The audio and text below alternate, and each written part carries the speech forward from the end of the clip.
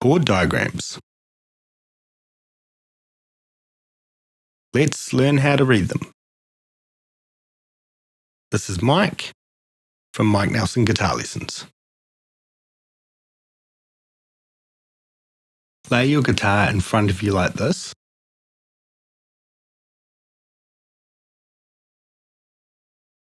And you'll see that a chord diagram shows the section of the fretboard that we're using.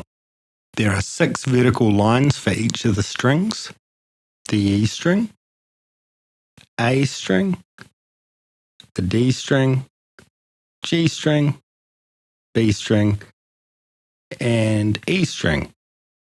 The horizontal lines are the fret lines, but the frets, as we call them, are actually the spaces in between these markers. So we put our fingers in between the horizontal lines, not on the lines.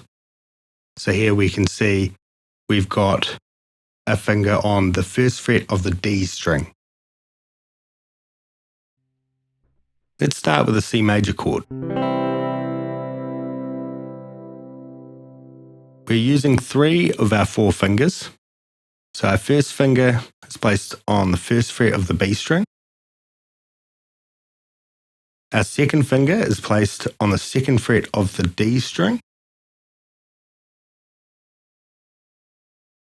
And our third finger is placed on the third fret of the A string.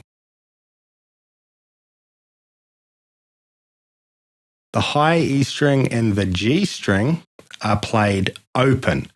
So we don't have a finger pushing down on those strings, and our fingers need to leave space for these strings. The low E string is not played for this particular chord.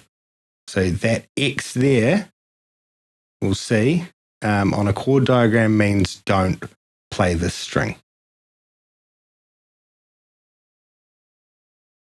Let's see what this looks like on a chord diagram. So think of yourself looking down like that. So that's the fretboard, the top of the guitar neck is on the left of the diagram and the bottom of the neck is on the right of the diagram. So we see how that kind of lines up there with the picture. And let's look at another example. This is an E minor chord. And so those dots up the top there, above the diagram, show open strings that we need to play. So our first finger is on fret 2 of the A string. Our second finger is on fret 2 of the D string.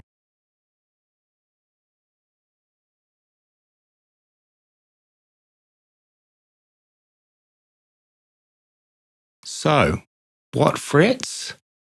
Okay, so if you see a number next to a fret, then this means that is where the chord shape begins. So in this one here, our first finger is on the 10th fret. Our second finger's on the 11th fret. Our third and fourth fingers are on the 12th fret.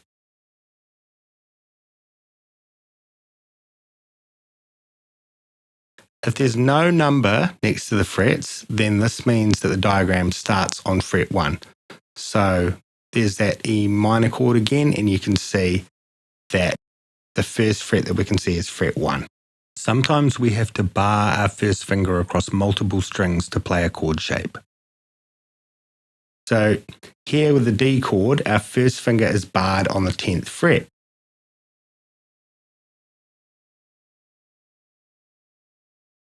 So let's talk about chord shapes. So it helps to remember chords by the shape that they make on the fretboard.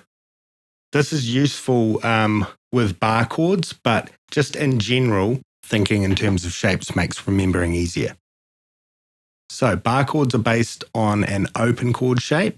So here we've got the E major shape. And so open chords use strings that are open, as we've said. This chord uses 3 open strings. So we've got the low E string, we've got the B string is also open, and the high E string is also open.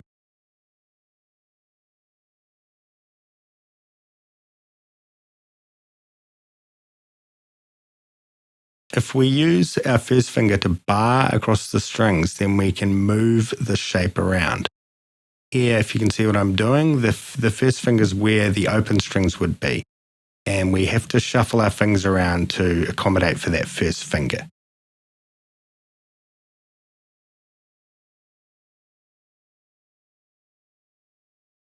Now we can move the shape to another position to play a different major chord. So rather than the E major one. So here we've got D major. So with our first finger on the 10th fret, it makes a D major chord. If we move that first finger to the 5th fret, then it's an A major chord. Here's a map of the fretboard where we can see all of the notes on the low E string. Wherever our first finger is tells us the chord. So for example, first fret we got F major, G sharp major is on the 4th fret, and C major is on the 8th fret.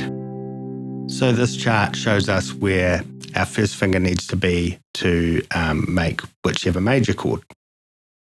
So let's look at another chord type here. We've got an A minor 7 chord, and we can turn this into a movable bar chord shape as well.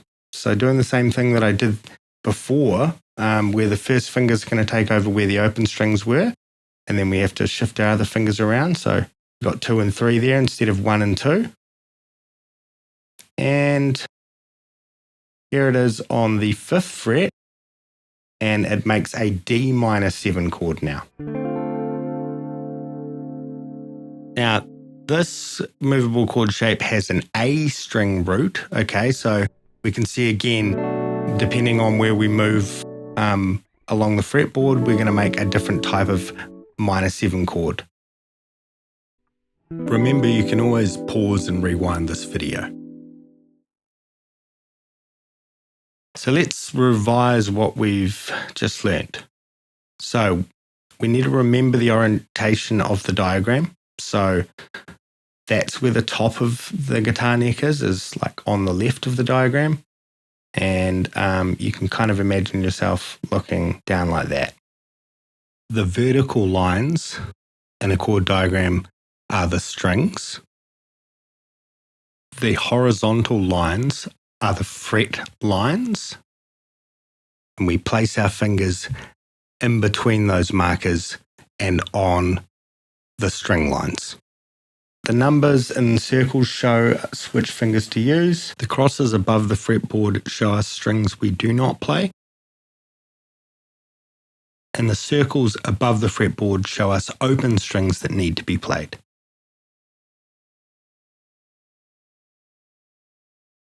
If you see a number next to a fret, then this means that that's where the chord shape begins.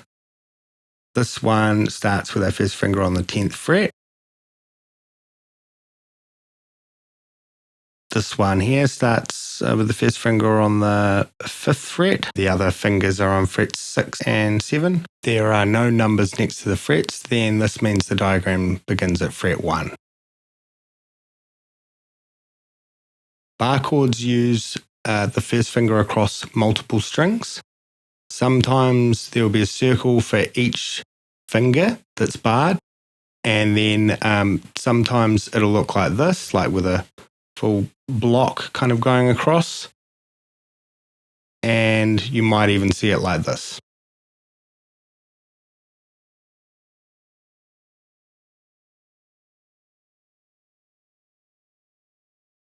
Finally, bar chords are based on open chord shapes. This kind of helps you to remember the bar chord shape.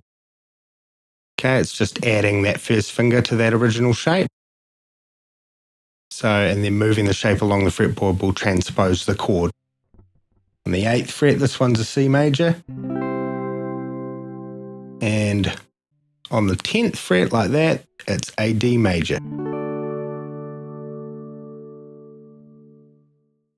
So, just running through those points again.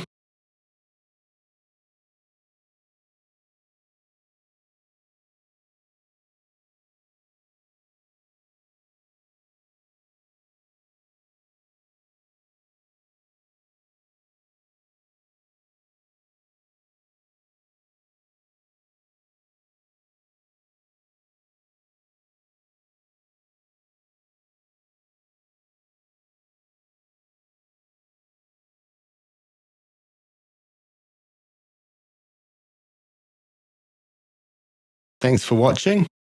This has been Mike from Mike Nelson Guitar Lessons. My contact details are here.